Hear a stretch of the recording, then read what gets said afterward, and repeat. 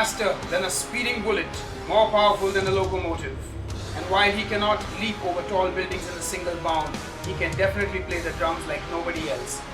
We're back on Headbanger's Kitchen with none other than super drummer George Kollias from the band Nile. Hey George, great to have you on the show and welcome to India. Great to be here, man.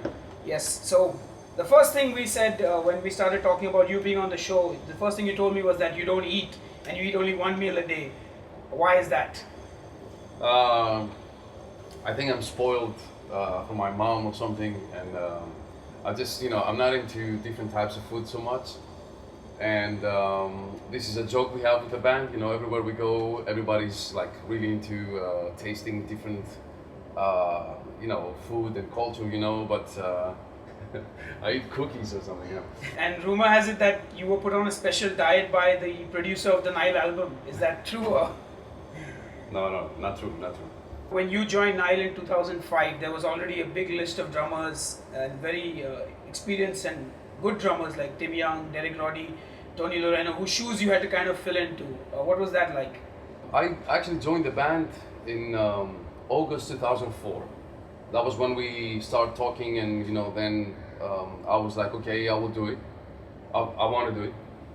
But then I first flew in the States the first time in October 2004, working, the new album, and then people know about me, they learn about me after the release of Annihilation of the Wicked, of course.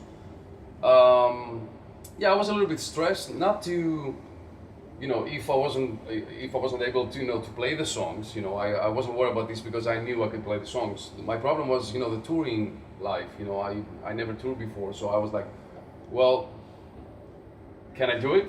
I don't know. So I gave it a chance, and it was pretty easy. And how did they find out about you? Through a previous Nile drummer, which he recommended me when they were trying to find a drummer after Tony left the band. And Derek talked to them, and he was like, I know a guy, he lives in Greece, and, I know he can do it. And then they saw some videos, and there you go. So when you're not playing with Nile, what do you do? I'm a drum instructor at Modern Music School in Athens, Greece. Modern Music School is, what I do full time, and I'm in the school for the last 5 years or so. It's a huge school actually. It's comes from Germany, and we are all across Europe, now in the States as well. It's getting big. Other than that, many drum clinics. I'm really into clinics since 2005. It was actually something like, I was really into it, drumming in general, so I was trying to do for years. Jamming with some bands, some musicians, and practicing by myself, of course, in my studio, which I'm there pretty much every day.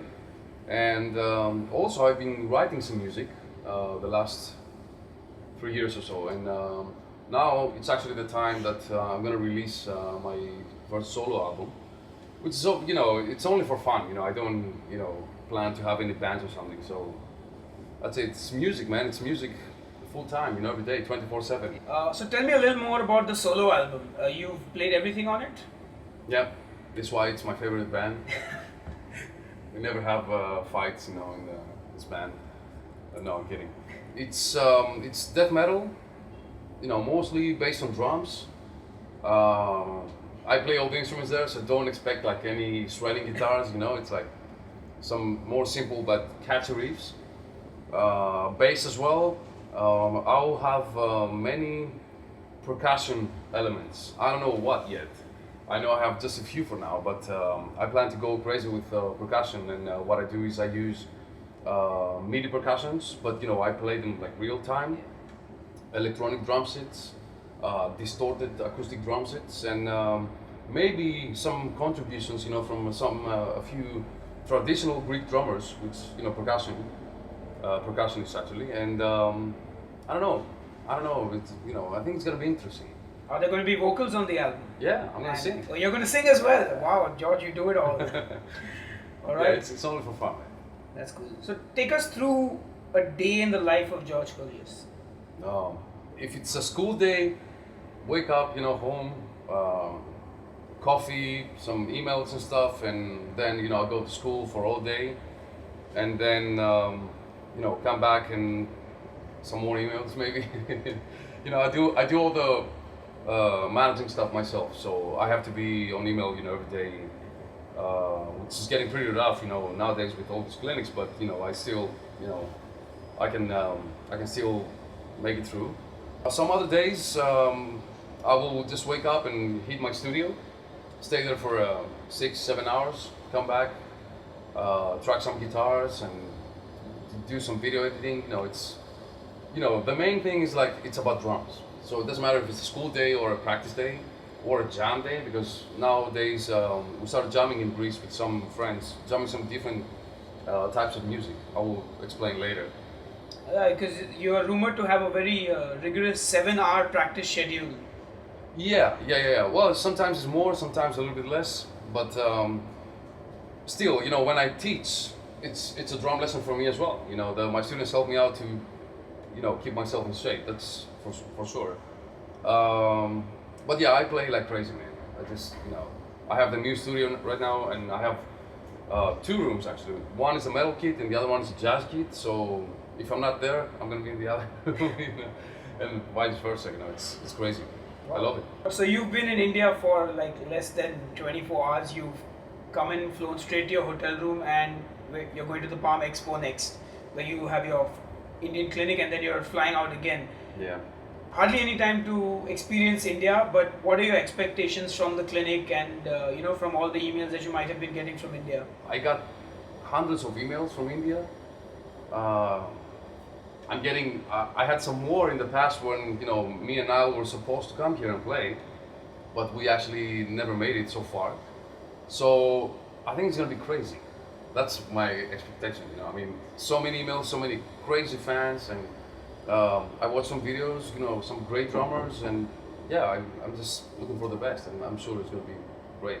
And can we expect Nile to tour India anytime soon? 100%.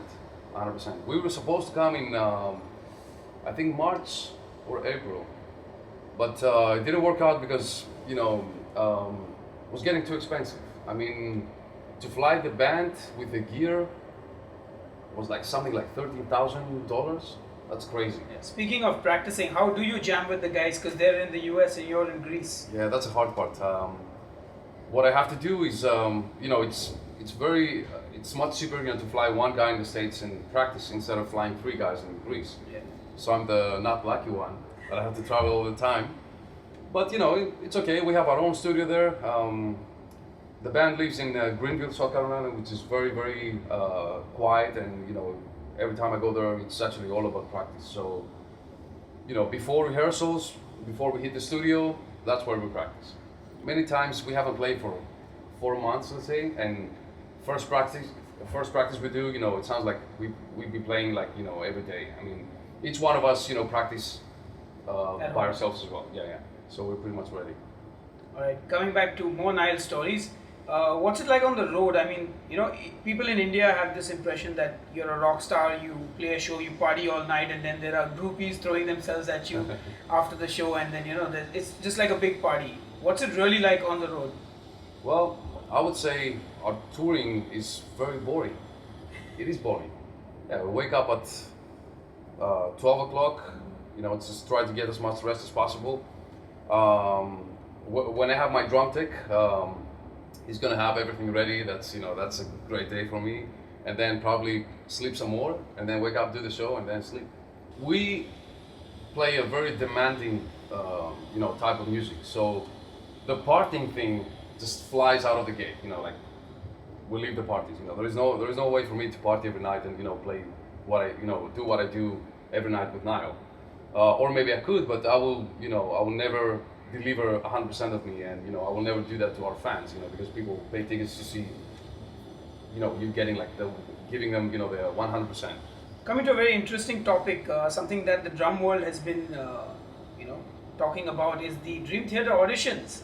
I'd like to get your take on that. What do you think as a drummer? I think Mike Martini was a great choice for me, and I actually knew that like 6 months ago. I knew he had the job, but you know, he fits the style, man. It was expected. You know, he's the right guy for the right band. So nothing, you know. Although all the drummers, like I said, were amazing. Yeah. Now, being a metal musician, do you ever get tired of listening to metal, or do you, like most musicians, don't really listen to metal when you're away from playing and practicing? The last couple of years, I listened a lot of metal, but classic metal, like Iron Maiden, Whitesnake. You know, I like this type of stuff. I don't really listen to death metal anymore because we play death metal so much. You know, so if we practice death metal and when we're not practicing, we're still making demos, and you're into music, writing death metal songs, and then you tour with 5 death metal bands. It's so much death metal. From my opinion, if I go home and listen to death metal every day, that would be sick. So I don't really listen to death metal. I listen to different stuff, classic rock a lot, and lately I've been crazy with funk music. And you have a new DVD coming out. Yes. Tell me more. I can't tell you the title yet because we're not sure about it. We have 3 options. One of them, I'll tell you one of them, will be Intense Metal Drumming 2. Oh, that was the obvious. Yeah, that was because it's gonna be not similar but on the same direction, but a little bit more advanced. Okay, so then you can figure out the other titles. Right? Yeah, that's good. I'm gonna take a break in August and start shooting the new DVD. I think it's gonna take for 2 weeks, the shooting, and then maybe a couple months, do the editing and everything. Do you have any funny tour stories? Oh, I got so many, but I don't know how many I can share here. Share one. One is good enough. I remember one time when we were in Spain, and I always have a drum monitor, so I can be able, to listen to my kicks. This is what I get, kicks only. Now I go with in-ears as well, but back then it was just a monitor, and that monitor was quite huge. It was like, I don't know, like 1.5 meters or something, and really super heavy, So just the stage was a little bit shaky, and while I was playing and everything, this thing fell on my back. Oh, shit. Like I felt like every kilogram, like dang, and I didn't lose the beat. I kept playing. Are you serious? Yeah. That's insane. Yeah, there are so many funny stories, like playing wise and. Well, George, it's been great having you on the show, and now is the time for the most important part of the show where you get to taste the food that we've made. Awesome. So we've made for you 2 dishes, Indian dishes, Paneer Parathas and Mutton Kebabs. And we've given these 2 really fancy names. The kebabs are called the Black Kebabs of Vengeance, obviously after the Nile album. And the Paneer Paratha, wait for it, is the Paneer Paratha containing the spell to preserve its possessor against attacks from he who is in the water. So if you're ready, I'm going to bring them out now. Sure, yeah. Alright, George, so here's the food that we've made for you. This is the Paneer Paratha or cottage cheese flatbread. Okay. That's an Indian bread that you have. And these are lamb kebabs or mutton kebabs. Okay. So dig in, and this is a mint and coriander chutney that goes with it. With what? With both. It can go with both. Okay. Yeah, so you can try the kebabs. It's pretty good, man. Yeah. It's awesome. You should come in Greece and cook some more. I should actually. Awesome, this is You great. should try the kebab with a bit of the chutney. Unless you don't. with these? Yeah, with a little bit of that. And don't take too much of it if you don't. I want these with these. Yeah, try that with that. So, Make sure you get the cottage cheese part of it. Yeah.